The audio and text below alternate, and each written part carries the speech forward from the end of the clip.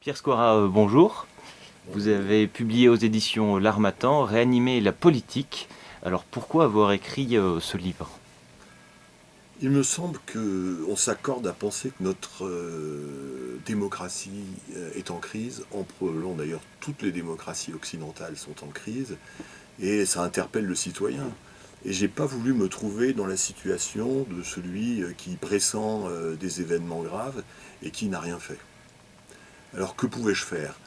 À mon niveau, je me suis dit que la médecine et la politique avaient en commun d'être basées sur un nombre important de sciences élémentaires et d'avoir un vaste champ d'application. Elles ont aussi le besoin de s'intéresser à l'humain et de faire des compromis. Et alors la médecine a l'avantage par rapport à la politique d'avoir une sanction des théories beaucoup plus rapide, qu'elles soient positives ou qu'elles soient négatives, ce qui fait qu'on progresse peut-être un peu plus vite. Et je me suis dit que je pouvais mettre mon expérience au service de la question politique, évidemment avec le simple souci d'éclairer le débat, un peu comme dans mon métier, dans mes recherches, des ingénieurs m'ont amené à modifier ma façon de penser. Alors quel est votre constat justement sur la vie politique? Alors je crois que ce constat... alors, il me semble que cette crise, elle est due à deux phénomènes. Le premier, c'est l'interconnexion du monde, que ce soit une interconnexion électronique ou une interconnexion physique par les transports. Le monde est aujourd'hui complètement ouvert. C'est chacun pour soi, avec les mêmes règles. Et ça sera probablement ce qu'on reconnaîtra à notre génération, c'est d'avoir ouvert le monde, d'avoir transféré au reste du monde notre modèle occidental d'organisation. La plupart du monde y aspire. Mais cette générosité, finalement, se fait par une stagnation. Aujourd'hui, en France, en Europe, aux États-Unis, on a une relative stagnation pour permettre aux Chinois, aux Indiens, aux Coréens, dans une moindre mesure à l'Europe de l'Est, de sortir de l'effrayante misère dans laquelle ils étaient. Et cette stagnation, évidemment, crée une contrainte dans nos pays et qui rend plus nécessaire le meilleur partage. Le deuxième problème qui est probablement en jeu, c'est la perte de puissance des mythes qui structuraient notre cohésion sociale. Le premier facteur, c'est probablement la perte des religions. Si toutes les religions ont un Dieu qui recommande aux hommes de s'aimer les uns les autres, la perte des repères religieux fait perdre un peu de force à ce commandement, si je puis dire. Quand ce n'est pas exactement le contraire, puisque maintenant on voit des idéologies perverses qui tentent de promouvoir la haine et non pas l'amour. Un autre point est en déliquescence, c'est la force du politique. Au siècle des Lumières, il y avait le libéralisme, puis il y a eu le socialisme, il y a eu le communisme, dans une moindre mesure le gaullisme au XXe siècle. C'était des philosophies humanistes. Ils donnaient un sens à la nation, un sens à la démocratie.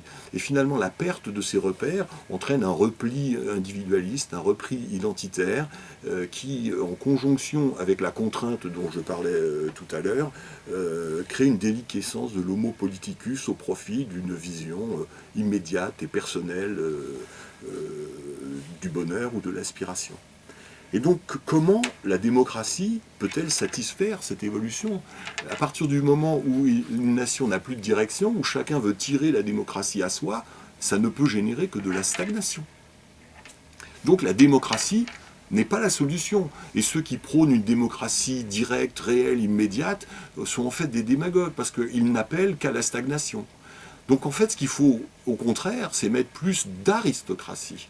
Et alors évidemment, je n'appelle pas à ressusciter Louis XVI, je n'appelle pas non plus à mettre au pouvoir un certain nombre de méritants autoproclamés. Non, il faut remettre plus d'aristocratie dans le peuple. Aristocratie au sens étymologique, c'est-à-dire le pouvoir de l'excellence. Donc il faut améliorer l'excellence du peuple pour donner une chance à la démocratie d'être gouvernée par la raison, de rechercher un compromis, d'essayer d'avancer.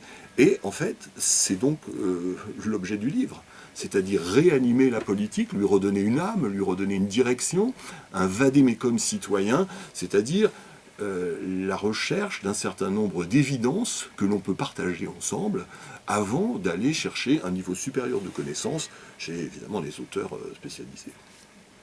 Et alors justement, comment vous y prenez-vous pour proposer ce Vademecum citoyen? Eh bien, je repars des origines, de l'Antiquité.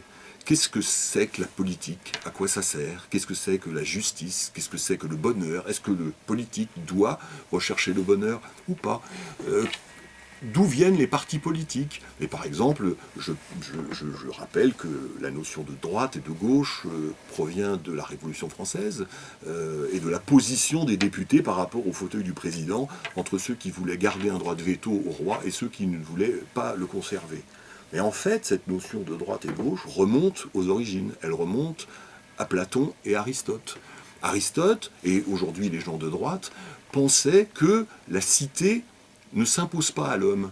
La cité est une construction de l'homme, elle est immanente à l'homme. Ça veut dire que, en fait, ils pensent, les gens de droite avec Aristote, que c'est l'accomplissement individuel qui va améliorer la cité. Au contraire, Platon pensait que la cité s'impose à l'homme, elle lui est consubstantielle, elle est transcendante.